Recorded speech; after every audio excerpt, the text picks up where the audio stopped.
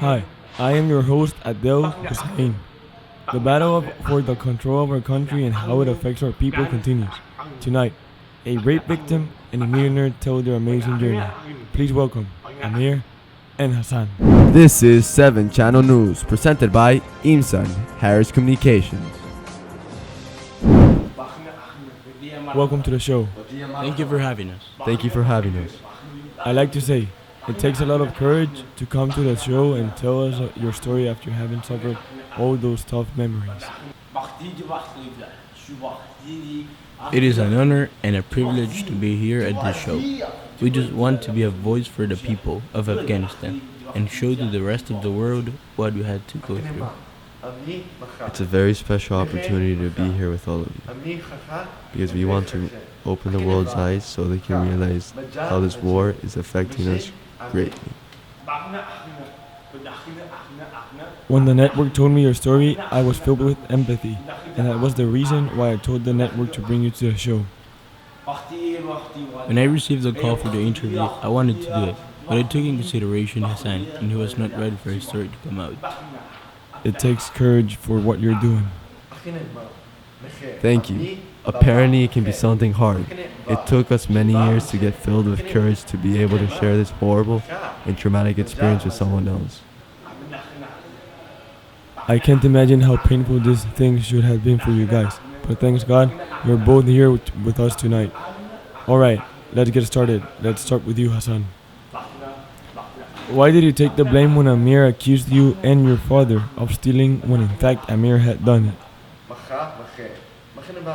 Days earlier, I had been raped by someone. After that, it greatly affected me. I was always tired and sad. The only thing I would do is sleep, and I was lost. The day Baba asked me if I had stolen Amir's birthday gifts, I knew that Amir had placed them there. As much as I was affected, it also affected Amir, and I understood why he did this.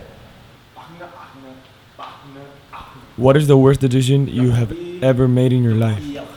Definitely, the worst decision I have ever made in my life is letting my half-brother Hassan get raped. I was a little kid. I was like 10 years old, but I acted like a coward and just stood there watching him while he was being raped. And I didn't do anything to prevent it, when he would even give his life for me. How do you feel now that you know that Amir is your half-brother? When Rahim Khan told me Amir that I was his half-brother, I got confused and angry in the sky. For almost all my life, I did not know this fact, and I've been living in the shadows.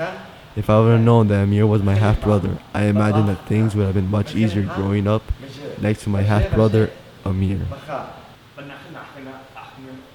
Does this decision affected your life in the future? Of course it did. It didn't affect me just in my childhood, but also during my adulthood. When this event recently happened, I was completely isolated, not just from Hassan, but from everybody. I was dealing with a big remorse and a big guilt. As I grew up, it was something that I couldn't forget and something that I couldn't forgive me. I couldn't get over it until a few years ago. We all know that your relationship with your mother is complicated, but putting that all to the side, do you forgive her actions? For a long time, I did not even know my mother. She did something that was very morally wrong by abandoning me and my father, but something that I truly believe is in second chances and redemption. I believe that my mother, Sanabor, has tried to do what's right with my son, Surab. How hard was adapting to the American lifestyle after you came from Afghanistan? It was very hard, to be honest. When I lived in Afghanistan, my family was very rich, and I had a life full of luxuries. Attending to the best school, we had a supercar, a mansion, servants at home, etc. But it was totally different in America. I had to work every day to help in the house. We had to do all things on our own, and we had a very limited amount of money compared to when we lived in Afghanistan, because we were rich. Hassan, many people have accused you of being too selfless. Do you think that sometimes you forget your personal and best interest in situations? I've always been a person who thinks about others, and I really like to help people. For example, Amir and Baba, I would always be there for them no matter the situation. They have done so much for me, and the only way I can repay them is by being considerate and helpful to them. I need to be selfless, but I only am like that with the people that I truly care. You knew that Baba didn't show you too much love. How did you feel about this? That was very hard situation for me, and even worse because I was just a little kid. I was seeking for my father's attention, so I was always doing things that would impress him, such as winning the kite fight. Are you still loyal to Amir after he did not stand up to Asif during the rape in the alley?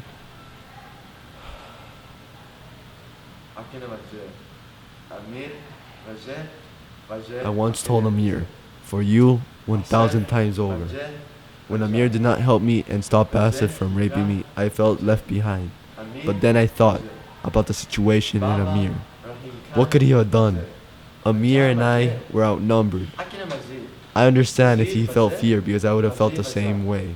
Days after the rape, I remember all the things he had done for me and the little that I had done for him. I will always forgive him.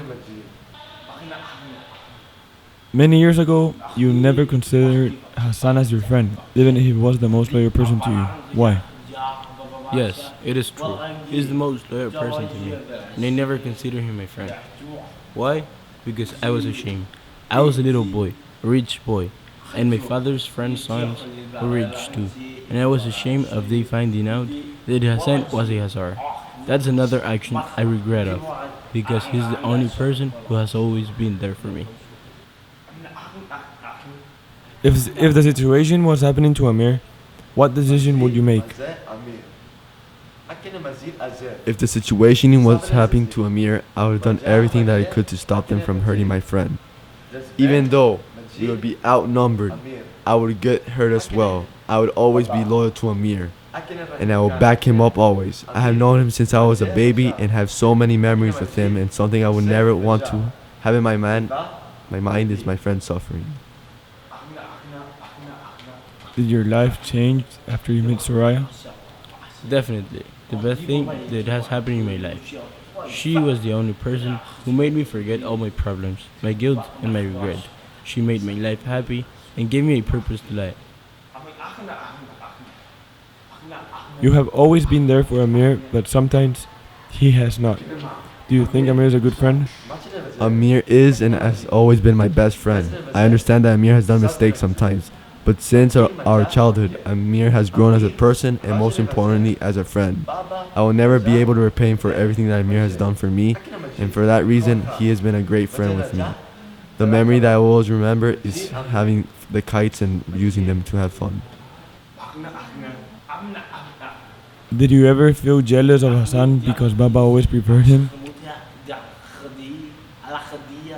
Lots of times, when I wanted to spend time with Baba, just the two of us, no one else.